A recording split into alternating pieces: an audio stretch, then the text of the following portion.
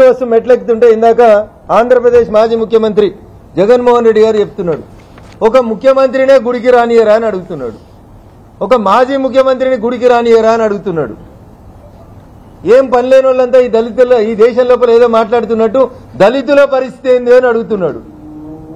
అయ్యా జగన్మోహన్ రెడ్డి గారు, మీరే చెప్పారు, మళ్ళా కింద ఇంకో స్క్రోలింగ్ వస్తుంది, నేను 5 సార్లు తిరుమలకు పోయి పట్టు వస్త్రాలు ఇచ్చినా అని. ముఖ్యమంత్రికి ఇస్తేవి, ముఖ్యమంత్రి కాకముందు పాదయాత్రలు వస్తేవి, ఆ రోజు లేని అభ్యంతరం ఈ రోజు ఏమొచ్చింది?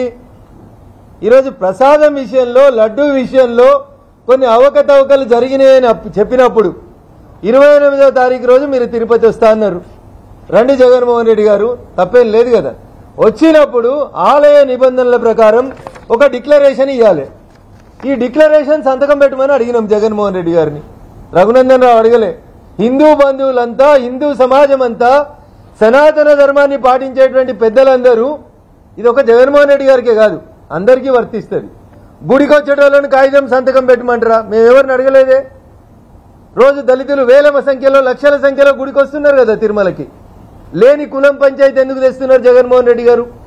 జగన్మోహన్ రెడ్డి గారు రేపు గుడికి వస్తే ఈ డిక్లరేషన్ సంతకం పెట్టాల్సి వస్తుందని, ఒకవేళ ఈ డిక్లరేషన్ సంతకం పెడితే వాళ్ళ చర్చిల యజమానులో, పాస్టర్లో, లేకపోతే విదేశాలకి వచ్చి ఆయన పైసల పంచాయితో ఏదైనా ఇబ్బంది అవుతుందని ఆయనంతలో ఆయన పర్యటన బంద్ చేసుకొని ఒక మాజీ ముఖ్యమంత్రిని రానియరా అంటున్నారు. రాండి, కిందనే అల్పిరికాన్నే ఇస్తాం, సంతకం పెట్టి పోను అంతే. మీరు చెప్పింది కదా, లడ్డూలలో నెయ్యి నేను వచ్చినాక రాలే, లడ్డూలు నేను తయారు చేయలే, old system is being implemented అంటున్నారు జగన్మోహన్ రెడ్డి గారు ఇంగ్లీష్ లో. This is also old system. Declaration ఇలా కొత్తగా అడుగుతలేరు.